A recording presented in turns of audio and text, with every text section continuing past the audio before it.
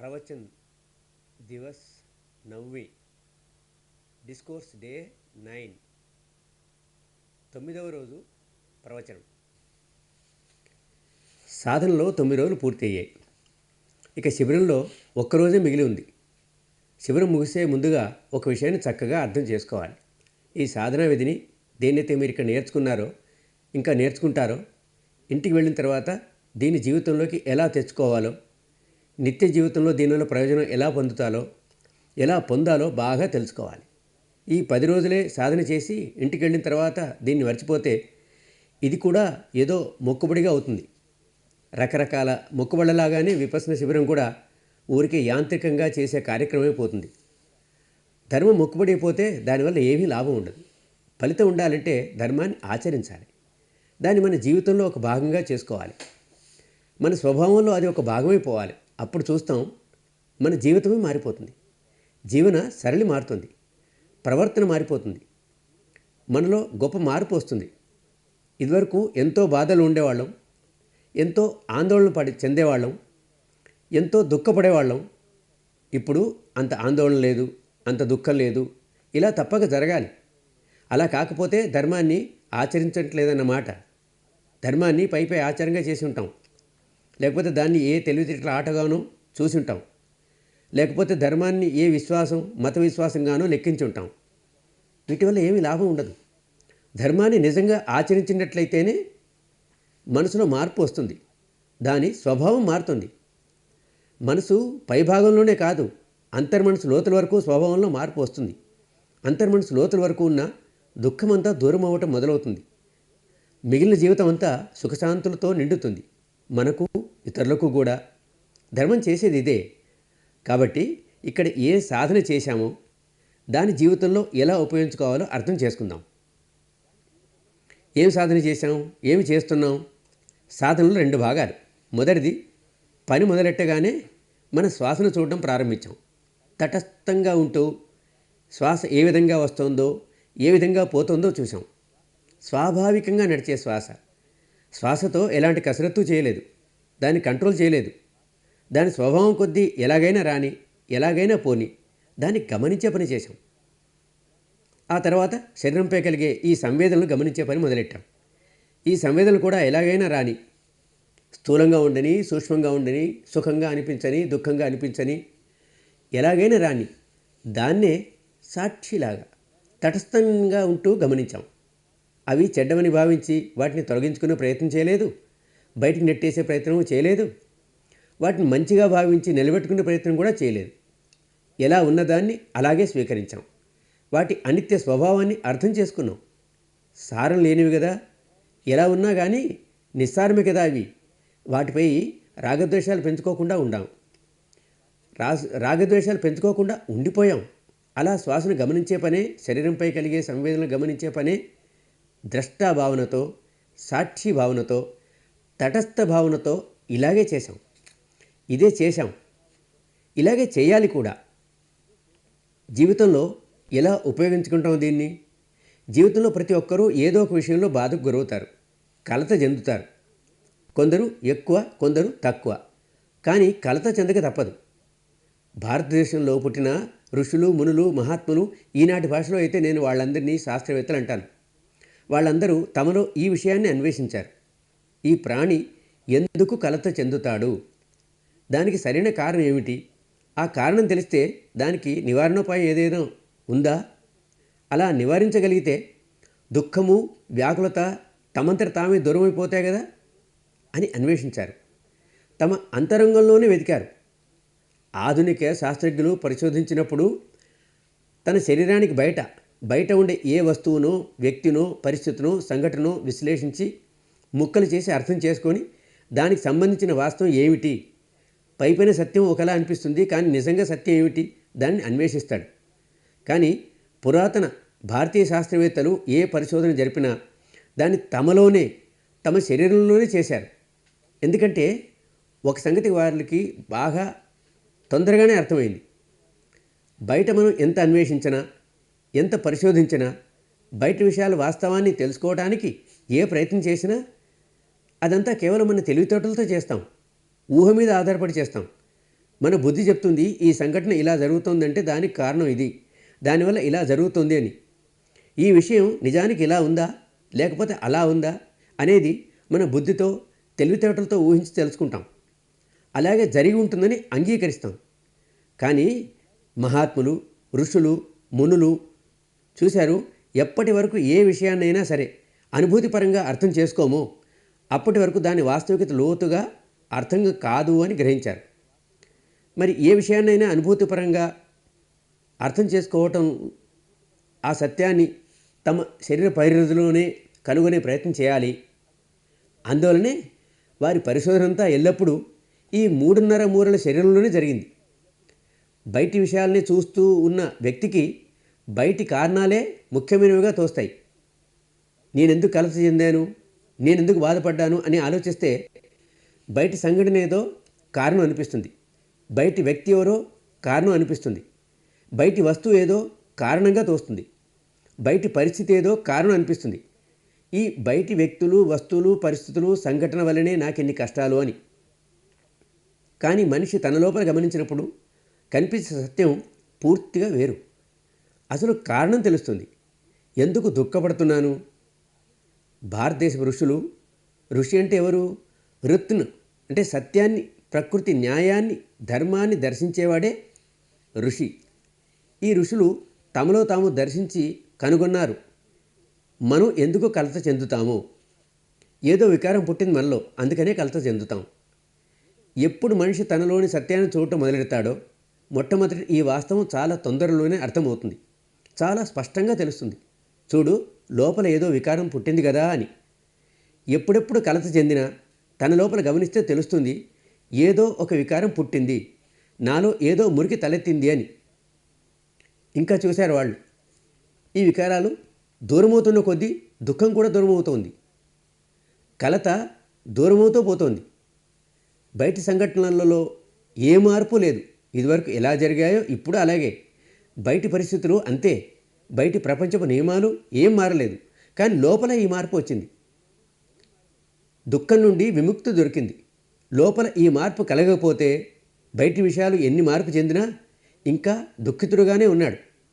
ఇవాళ ఒక దుఃఖం, దీన్ని ఎలా మార్చాలి, అది మారిపోయింది. మళ్ళీ ఇంకో దుఃఖం, ఇక దాన్ని ఎలా మార్చాలి, అది కూడా మారింది. అప్పుడు మరొకటి, దాన్ని ఎలా మార్చాలి అని బాధ. దీన్ని మనసుకు నచ్చేట్టు ఎలా చేయాలి, దాన్ని నచ్చేట్టు ఎలా మార్చాలి. బయటి ప్రపంచంలో ఉన్న మనుషులందరినీ మార్చేయాలని ఊహ. అత్తాహి అత్తనానతో ఇతరుల స్వతంత్రులు, వాళ్ళు మాత్రం స్వతంత్రులు కాదా? అయితే అన్ని పరిస్థితులను మార్చేయాలని కోరిక. నా భార్య ఎలాగో ఒకలాగా మారిపోతే చాలు, ఇంట్లో చూసుకో ఎంత శాంతి నెలకొంటుందో. భార్య అనుకుంటుంది, నా భర్త ఎలాగో ఒకలాగా బాగుపడితే చాలు, ఇంట్లో చూసుకో ఎంత ఆనందం తాండవిస్తుందో. అత్త అనుకుంటుంది, నా కోడలు చక్కబడాలి, అంతే అన్నీ సర్దుకుంటాయి. ఇక కోడలు అనుకుంటుంది, ఈ అత్తమ్మ ఎలాగో అలాగో చక్కబడితే చాలు, ఇంట్లో అంతా ప్రశాంతత వస్తుంది. తండ్రి అనుకుంటాడు, కొడుకు మారాలి, కొడుకు అనుకుంటాడు, తండ్రి మారాలి, అన్న అనుకుంటాడు, తమ్ముడు మారాలి, పక్కింటివాడు యువతలివాడు మారాలి అంటాడు. వేరేవాళ్ళు మారాలి, నేను మారటం ఏముంది, నేనైతే ఎలాగో శ్రీరామచంద్రుణ్ణి. తన వైపు చూసుకోడు కదా, బయటి వైపే. బాధలన్నిటికీ కారణం బయటి వైపే వెతుకుతాడు. దీన్ని ఎలా మార్చాలి, దాన్ని ఎలా మార్చాలి అని. ఎలాగోలో ఒకరిని మార్చాడు, బాగు చేశాను అనుకుంటాడు. బాగు చేయటం అంటే అసలు అర్థం, వీడు నాకు నచ్చేట్టు పని చేయాలి అని. ఆ మాత్రం బాగు జరిగిందనుకో, అంటే ఒక వ్యక్తి నాకు నచ్చేట్టు పని చేస్తున్నాడు, ఇంతలో నాకు నచ్చనివాడు ఇంకోటి తయారవుతాడు, వీడిని మార్చాలని శక్తి కొద్దీ పనిచేస్తాడు. వీడు కూడా మారాడనుకో, మూడోవాడు తయారు. నా మనసుకు నచ్చినట్లు ఒక పరిస్థితి ఏర్పడగానే రెండోది వ్యతిరేకం అవుతుంది, అది బాగుపడితే మూడోది. కలత చెందుతూనే ఉండే అలవాటు ఒకసారి ఏర్పడిన తర్వాత అది వ్యాకులతను పెంచుతూనే పోతుంది. బయటి విషయాన్ని ఎన్నింటినైనా మనం మారుతూ పోవచ్చు, కానీ ఈ అలవాటు మాత్రం మారదు. మన ఋషులు, మునులు, మహాత్ములు, మహాపురుషులు తమ లోపలి విషయాలకే ప్రాధాన్యతనిచ్చారు. మాట్లాడితే కలత చెందుతాడు, వికారాలు పుడతాయి, వికారాలు పోతే వ్యాకులత పోతుంది. ఈ మాత్రం సంగతి అర్థమైంది. మరి ఈ వికారాలను ఎందుకు, వీటిని ఎలా దూరం చేసుకోవాలి? కోపం వచ్చిందనుకో, ద్వేషం కలిగిందనుకో, దుర్భావన తలెత్తిందనుకో, ఎంతో వ్యాకులత. ఏదో ఇష్టం లేనిది జరుగుతుంది, కోరుకున్నది జరగదు, వెంటనే పుడుతోంది కోపం లోపల. కాబట్టి ఏదో రకంగా ప్రపంచంలో మనం జీవించి ఉన్నంతకాలం ఎప్పుడూ మనకిష్టం లేనివి ఏవి జరగకుండాను, అన్ని ఇష్టమున్నవే జరిగేట్లుగాను చేసే శక్తి ఏదైనా సంపాదించుకోవాలి. చూశారు వాళ్ళు, తమలో పైపైన మనిషి పిచ్చోనిలాగా ఎంతో ప్రయత్నం చేస్తుంటాడు. తన జీవితమంతా నాకు ఇష్టమైనది జరగాలి అని.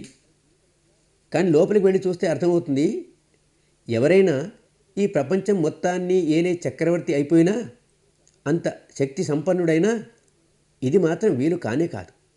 వాడి జీవితంలో అన్నీ వాడికి ఇష్టమైనవే జరగటం అనేది అసలు సాధ్యం కాదు. సరే, అయితే బయట ఇష్టం ఉన్నవి జరిగినా, ఇష్టం లేనివి జరిగినా, ఇష్టం లేనివి జరగకపోయినా, ఇష్టం ఉన్నవి జరగకపోయినా, బయట ఏది జరిగినా సరే మనం మనలో వ్యాకులత చెందకుండా ఎలా ఉండాలి, వికారాల నుండి విముక్తి ఎలా పొందాలి, వాళ్ళక ఉపాయం ఆలోచించారు. ఒక ఉపాయం కనుక్కున్నారు. ఇది కొంచెం పని చేస్తుంది, ఈనాటికి కూడా పాటించిన వాళ్లకు లాభమే జరుగుతోంది. అదేంటంటే, ఎప్పుడెప్పుడు మన మనసులో చాలా వ్యాకులపరిచే వికారం తలెత్తినా, కోపం తలెత్తినా, ద్వేషం కలిగినా, దుర్భావన కలిగినా, అది కలగగానే మన మనసును వేరే విషయం మీదకి మళ్లించు, ఇంకో విషయం మీదకి మనసును మరల్చు. ఉదాహరణకు, లేచి వెళ్ళి ఒక గ్లాసు నీళ్లు తాగు. కోపం వచ్చింది ఏదో ఒక కారు విషయం, కోపం వచ్చింది ఏదో ఒక విషయాన్ని పట్టుకొని ఒక గ్లాసు నీళ్లు తాగుతాడు. మనసు నీళ్లు తాగడంలో మునిగిపోతుంది. కోపం అయితే దూరం అయినట్లు అనిపిస్తుంది. లేకపోతే ఊరికే ఒకటి లెక్క పెట్టడం మొదలెట్టు, 1 2 3 4 అని మనసు లెక్క పెట్టడంలో మునిగిపోతుంది. కోపం పోయినట్లు అనిపిస్తుంది. దానికంటే మంచి పద్ధతి ఇంకోటి కనుక్కున్నారు వాళ్ళు.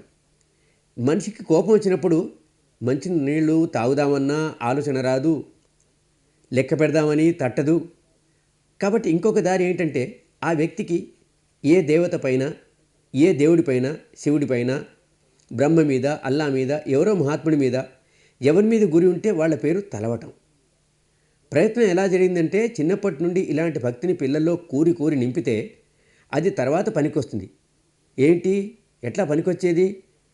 ఎప్పుడైనా కష్టకాలం వస్తే, మన లోపల వికారం కలిగితే, కోపం వచ్చింది, మనం వేరే పని అయితే చేయలేం. కానీ మన దేవుడి మీద భక్తి ఉంటే మనసులోనే ఆ పేరు వల్లిస్తూ ఉంటే సరి. అయితే రాను రాను ఇది నిజంగా జనాలకు పిచ్చెక్కిపోయింది. వాళ్ళు దీన్ని పూర్తిగా వేరేగా భావించడం మొదలెట్టారు. ఎవరి పేరు వల్లిస్తే ఆ దేవుడు ఎంతో సంతోషపడతాడు, ఆ దేవత పేరు జపిస్తే ఆ దేవత సంతోషపడుతుంది, శివుడి పేరు వల్లిస్తే శివుడికి సంతోషం. ఇలా దేవుళ్ళ పేరు పాడు చేశారు.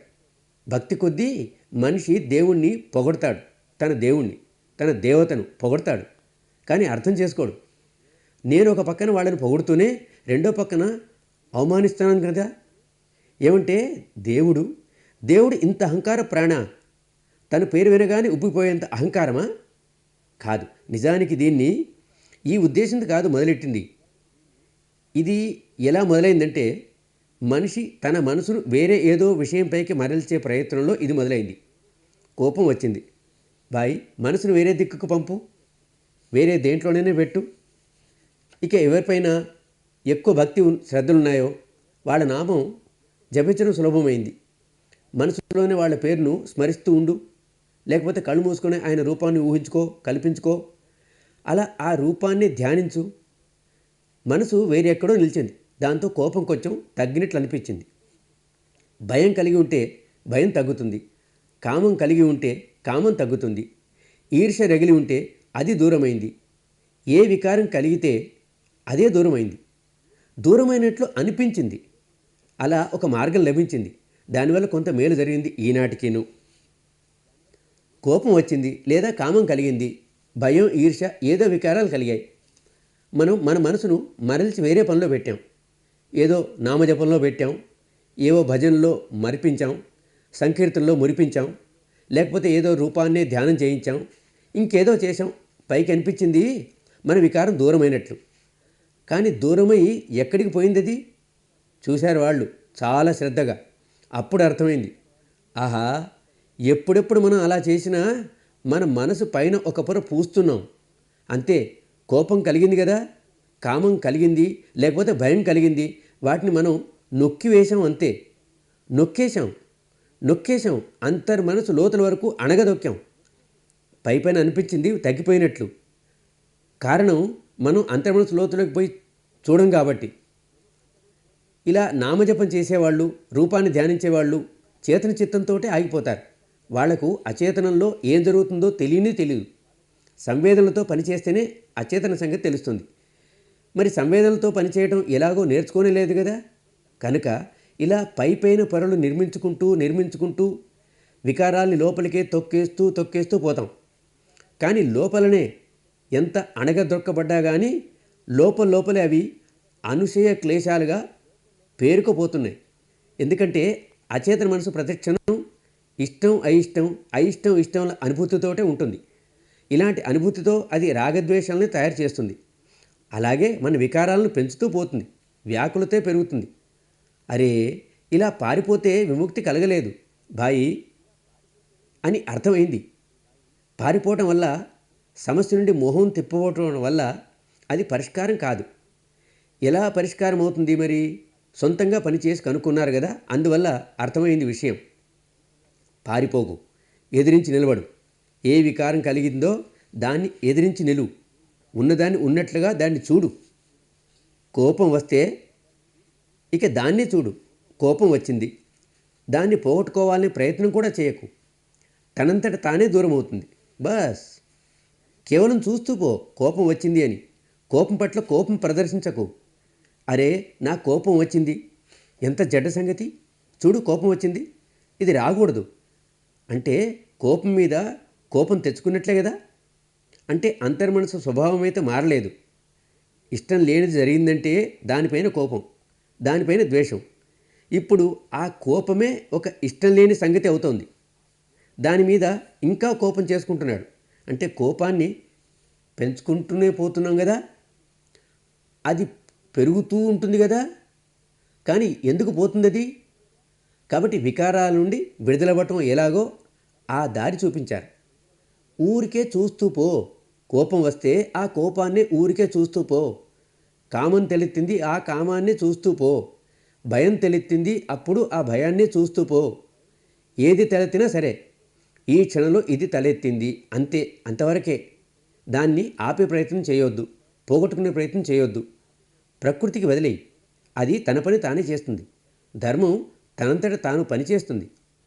వికారాన్ని సాక్ష్యభావంతో చూడటం మొదలెడితే తెలుస్తుంది పొరలై విడిపోతోందని. మన మనసులో కోపం జనించింది, బయట ఏదో ఇష్టం లేని పని జరిగింది, లేకపోతే కావాల్సిందేదో జరగలేదు, దాంతో లోపల కోపం కలిగింది. మరి ఇంతకుముందు మనం ఎంత కోపాన్ని మనలో కూడగట్టుకున్నామో అదంతా పూర్తిగా మన లోపలే ఉంది కదా. అది లోపలే ఉడుకుతోంది. ఈ క్షణాన నాకు వచ్చిన కోపం నా లోపలి కోపాన్ని కూడా ఉడికిస్తోంది. కొత్త కోపాన్ని ఎలాగూ పుట్టించాను, పాత కోపంలో కూడా తుఫాను మొదలైంది. లోపలి కోపం అంతా కొత్తగా బయట నుండి వచ్చిన కోపంతో కలిసిపోయింది. ఇప్పుడు కొత్తగా వచ్చిన కోపం ఇంకా బలపడుతుంది, ఇంకా పెరగటం మొదలెట్టింది. మనం ఇప్పుడు సాక్షిలాగా చూడటం మొదలెడితే మొదట్లో మనసు పైభాగంలోనే చూస్తాం. చూడు తమ్ముడు, కోపం వచ్చింది, దాన్ని సాక్షిలాగా చూస్తాం. పొరలు విడిపోతాయి.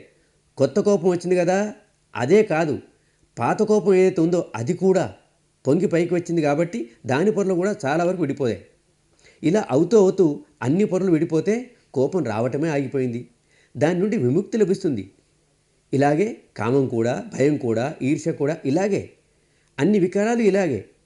అలా విషయం అర్థమైంది.